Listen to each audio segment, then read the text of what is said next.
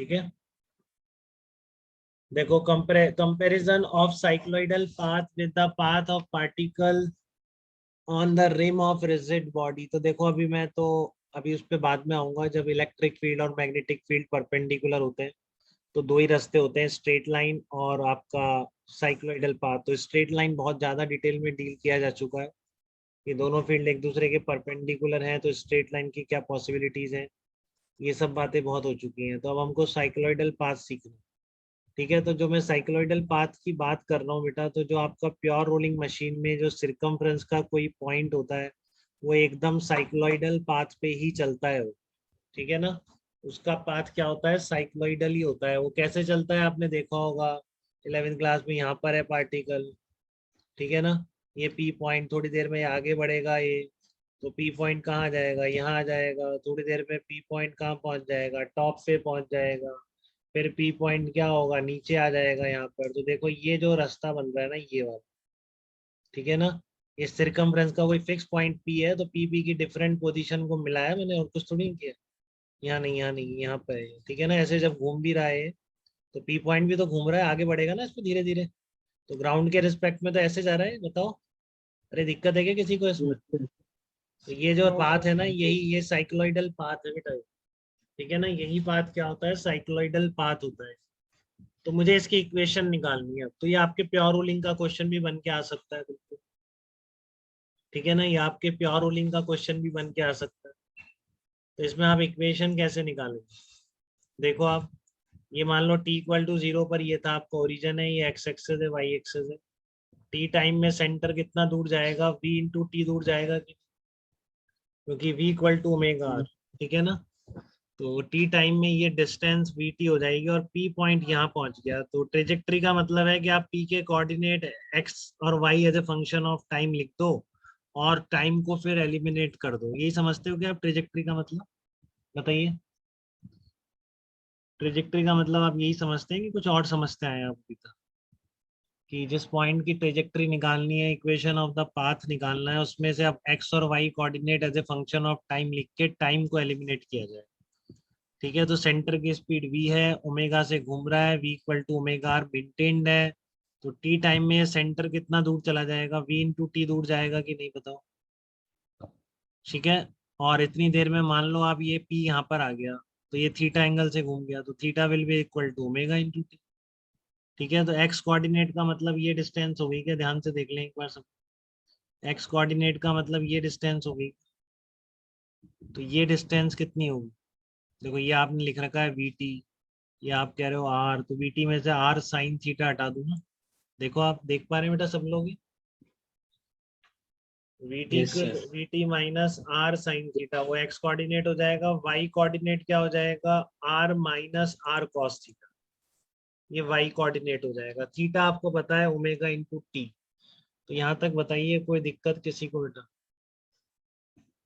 Sir हाँ बोलिए। Sir आपने पी पॉइंट मतलब वैसे जनरली माना है ना, तो उसमें अगर हम ऊपर पॉइंट मानते टॉप पे तो वो तो आर मतलब X equals to V T plus R sine theta होता, कि वो फिर वो आगे बढ़ता। नहीं, यही होता हो, थीटा अपने आप एडजस्ट करेगा सब चीज किसी भी टाइम पे। मैंने टी इक्वल टू 0 पे बॉटम पे मान लिया बस इसको, ठीक है ना। अब टी उस इक्वल पे टू मानेंगे 0 तो और किसी पोजीशन पे लाएंगे तो टी टाइम बाद कोऑर्डिनेट तो चेंज होगा ही बेटा, डिफरेंट ही तो है, नहीं लगता आपको ऐसा? अगर टी फिर इक्वल वो टू तो 0 थीटा पे मैंने बॉटम मोस्ट पॉइंट पर मान लिया है, अगर आप इसको टी इक्वल टू 0 पे और कोई पॉइंट लेंगे तो टी टाइम पर इसका कोऑर्डिनेट अलग नहीं आएगा? वाई एक्स से सर आएगा वाई। नहीं, एक्स भी अलग आ सकता है, एक्स में क्या है, एक्स और कहीं माना आपने, ठीक है ना। हाँ अभी सर तो एक्स। मैंने मान लिया टी इक्वल टू 0 पर ये जो पेरीफेरी वाला पॉइंट है ये ओरिजिन पे है, ओरिजिन कहाँ लिया है मैंने, बॉटम मोस्ट पॉइंट। बताइए, उससे डाउट है क्या आपको इसमें?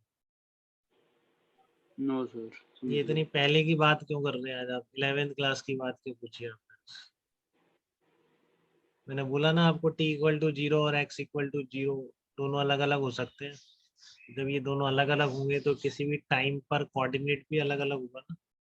पॉइंट सेम ही होगा यहाँ पे, बट उसका जो कोऑर्डिनेट है वो आपका अलग आएगा। बताइए। Yes sir. तो वही चीज है कि एक्स टी इक्वल टू 0 पर मैं क्या मान रहा हूँ कि यहाँ पर एक्स इक्वल टू 0 पर, ठीक है। तो X is equal to V T minus R sine theta आ गया, और आर कॉमन ले लिया तो आर कितना हो गया, omega T minus sine omega T. बोलो, ठीक है। X is equal to R omega T minus sine omega T, और वाई क्या आ जाएगा, R minus R cos theta. तो दिक्कत तो नहीं, किसी को बात समझ में आ गई थी डिस्टेंसेस लेने में? तो यहाँ पे आपकी क्या थी, V T minus R sine theta, Y coordinate यहाँ से लेना है क्योंकि ओरिजिन ये है। तो ये कितना आ जाएगा, R minus R cos theta, ठीक है। बोलो, क्लियर है सबको? Yes sir. For magnetic, sir. अब देखो आपको क्या करना है। अब अगर आपने मान लो ये आपका एक इलेक्ट्रिक फील्ड होता है इधर बेटा, ठीक है ना, और डॉट मैग्नेटिक फील्ड होता, समझ लो आप ये इलेक्ट्रिक फील्ड है और डॉट मैग्नेटिक फील्ड है बाहर की तरफ। तो पहले पार्टिकल को ओरिजिन से अगर रिलीज करते तो पहले इलेक्ट्रिक फील्ड में चलता, ठीक है ना। देख रहे हो आप क्या कहना चाह रहा हूँ? देखो एक बार, मैं कह रहा हूँ अगर वाई डायरेक्शन में इलेक्ट्रिक फील्ड कर दूं मैं, ठीक है, और डॉट ई वेक्टर, सॉरी मैं क्या कर रहा हूँ, मैग्नेटिक फील्ड परपेंडिकुलर होगा तो पार्टिकल इधर मोशन स्टार्ट करेगा। तो वी क्रॉस बी से उसका मैग्नेटिक फोर्स इधर आ जाएगा कि वी क्रॉस बी, बताओ इस डायरेक्शन में आएगा कि नहीं? तो उसने इधर मोशन स्टार्ट करी, बट मैग्नेटिक फोर्स की वजह से वो इस तरह से एक्स वाई प्लेन में मूव करेगा, इस तरीके से, ठीक है ना, ऐसे जाएगा। वो सेम इक्वेशन आती है, अगर क्यू वी क्रॉस बी से भी निकालता था पहले में, ठीक है ना, उससे भी आप निकाल सकते हो, वही 2 पेज बढ़ जाएंगे, क्यू वी क्रॉस बी से। तो अपने आप इक्वेशन वैसी आएगी जैसे ये जा रहा है ना इस तरीके से, ठीक है ना, तो वो भी इसी तरीके से जाएगा। बट आपको उसका इक्वेशन कैसे लिखना है, आपको इस कंपैरिजन से लिखना है। इसको आप याद कर लो या समझ लो, इन दोनों इक्वेशन को फटाफट लिखना आना चाहिए, ठीक है ना। तो आपको इस चार्ज पार्टिकल की ट्रेजेक्ट्री के लिए, कब, जबकि आपने इलेक्ट्रिक फील्ड और मैग्नेटिक फील्ड परपेंडिकुलर है, ठीक है, और आपने क्या किया, उसको यहाँ रिलीज कर दिया है ओरिजिन पे, ठीक है। तो इस चार्ज पार्टिकल के एक्स और वाई कोऑर्डिनेट कैसे वेरी करेंगे वो निकालने के लिए आपने इसमें जो रेडियस आती है ना बेटा, रेडियस, उसकी जगह just E not upon B not omega replace कर दोगे। ओमेगा वही है, अब भी क्यू भी वही है, ठीक है। तो अपने आप आपको एक्स और वाई कोऑर्डिनेट इस चार्ज पार्टिकल के मिलेंगे किसी भी टी टाइम। आ रही है क्या बात समझ? फिर से सुनिए मैं क्या कह रहा हूँ। ये मैंने किससे निकाली, रोलिंग मोशन। अब मैं कह रहा हूँ कि यहाँ पर जो पार्टिकल परपेंडिकुलर मैग्नेटिक फील्ड में रिलीज करोगे तो स्ट्रेट लाइन नहीं है, तो साइक्लोइडल पाथ पे चलता है। तो अगर आपने इनिशियल वेलोसिटी 0 रखी है, ठीक है, तो इलेक्ट्रिक फील्ड आपका वाई डायरेक्शन में और मैग्नेटिक फील्ड उसके परपेंडिकुलर है, पार्टिकल को रिलीज किया है ओरिजिन पे, तो पार्टिकल इस ट्रेजेक्ट्री को फॉलो करेगा, ठीक है ना। This will be the trajectory of the particle. तो मैं इस ट्रेजेक्ट्री, साइक्लोइडल पाथ की इक्वेशन की बात कर रहा हूँ, कैसे लिखेंगे। तो आप तो इससे याद रखेंगे, आर क्या है, E not upon B not omega, ये याद रखना पड़ेगा, ठीक है ना, ये आपको याद रखना पड़ेगा। तो ये बताओ, इस प्योर रोलिंग में अगर रेडियस कैपिटल आर है तो इस वर्टिकल डायरेक्शन में मैक्सिमम डिस्प्लेसमेंट 2r है क्या? इसका देखना है एक बार, मैक्सिमम डिस्प्लेसमेंट 2r है क्या Y direction? Yes Yes, sir. वो आप यहाँ से भी दे सकते हैं, आर वाई मैक्सिमम के लिए कॉस ओमेगा टी मिनिमम डाल दो, कितना होता है, -1। तो मैक्सिमम डिस्प्लेसमेंट क्या हो सकता है, 2r हो सकता है। तो यहाँ पर भी इस चार्ज पार्टिकल का in the direction of electric field maximum displacement कितना होगा, 2 into capital R, but capital R की जगह क्या आएगा, E nought by B not omega. तो ये चीज एस सी वर्मा के वन ऑफ द प्रॉब्लम में यूज हो रही है कि इलेक्ट्रिक फील्ड की डायरेक्शन का मैक्सिमम डिस्प्लेसमेंट, ठीक है ना। तो मैं वो क्यू वी क्रॉस बी लगा के निकालूंगा तो एग्जाम के पॉइंट ऑफ व्यू से बेकार हो जाएगा प्रॉब्लम, ठीक है ना, एग्जाम के पॉइंट ऑफ व्यू से वो बेकार हो जाएगा।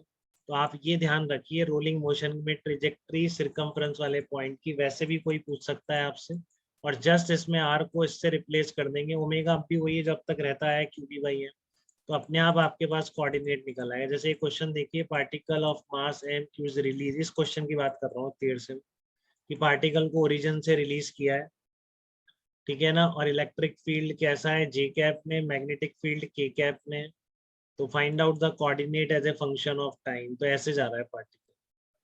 तो आपने कहाँ से याद किया है, तो आपने पहले रोलिंग से याद करके बोल दिया कि R omega T minus sine omega T, R की जगह E not upon B not omega. तो ये आपका एक्स कोऑर्डिनेट हो गया। ये R1 minus cos omega T में आर की जगह E not upon B not omega रखने पर वाई कोऑर्डिनेट आ गया। तो फिर मैं वही कहना चाह रहा हूँ कि along the direction of electric field, अगर दो परपेंडिकुलर फील्ड है और चार्ज पार्टिकल को आपने रिलीज किया है, तो उस सिचुएशन में along the electric field maximum displacement is 2r। r क्या है आपका, अरे 2r समझ रहे हो ना, इससे मैंने कैसे बोला, रेडियस r थी ना, तो ये पार्टिकल जब जा रहा है तो मैक्सिमम 2r तक ही तो जा सकता है। तो उस कंपैरिजन से यहाँ पर भी बोल दिया मैंने, सेम ट्रेजेक्टरी होती है बिल्कुल, इक्वेशन भी सेम होती है, तो ये कुछ कांस्टेंट वहां पे भी आता है मैग्नेटिक फील्ड में, ठीक है ना।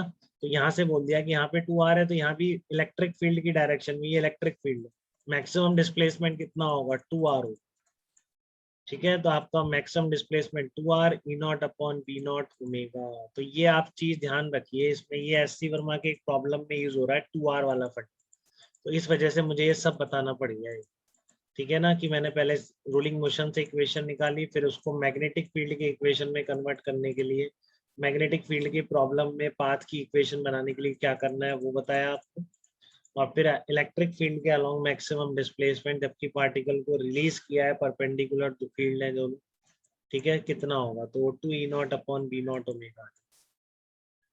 मैंने ले ही लिया है, एससीवी का प्रॉब्लम मैंने ले ही लिया है। फिर यहाँ पहले यहाँ तक बताइए, इसमें किसी स्टेप पर कोई डाउट तो नहीं किसी?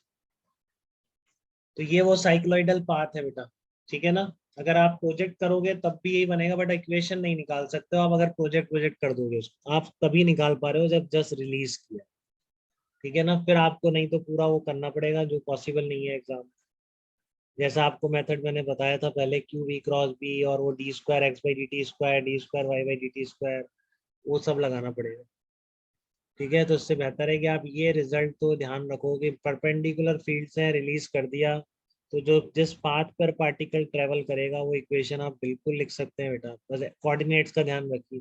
हो सकता है इलेक्ट्रिक फील्ड जेड डायरेक्शन में बोल दे, ठीक है ना, तो फिर ये एक्सजेड प्लेन में मूव करेगा, ठीक है ना। इलेक्ट्रिक फील्ड के परपेंडिकुलर इलेक्ट्रिक फील्ड बनाओ और जो मैग्नेटिक फील्ड है उसके परपेंडिकुलर बनाओ, उनसे जो प्लेन बन रहा है उसमें वो मूव कर, ठीक है ना। और एक्स और वाई दोनों कोऑर्डिनेट लिख सकते हो, इलेक्ट्रिक फील्ड के अलोंग मैक्सिमम डिस्प्लेसमेंट भी लिख सकते हो। अब इससे ज्यादा मैं और नहीं बोल रहा हूँ इस बात पे।